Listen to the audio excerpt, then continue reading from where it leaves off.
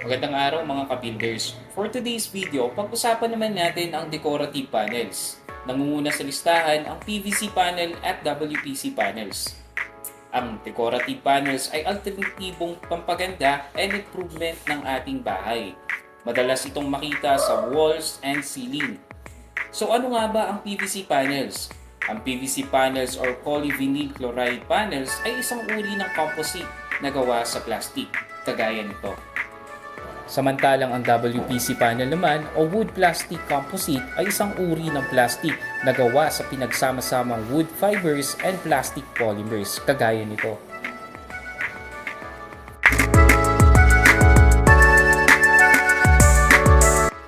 Ano nga ba ang advantage ng PVC panel at WPC panel? Ito ay may natural na itsura dahil sa kahoy na komposisyon nito. Matibay, long-lasting compared sa traditional na kahoy. Hindi madaling masira, mabulok o anayin. Hindi nangangailangan ng regular na repainting o resealing at madali itong linisin.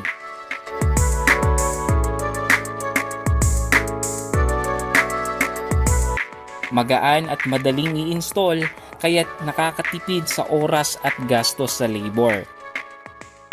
Available sa iba't ibang kulay, design at finish na maaaring i-match sa iba't ibang architectural styles.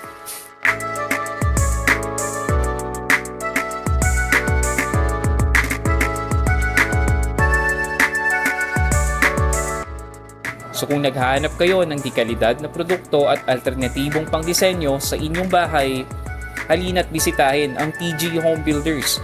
May 6 kaming branch na pwede nyong puntahan.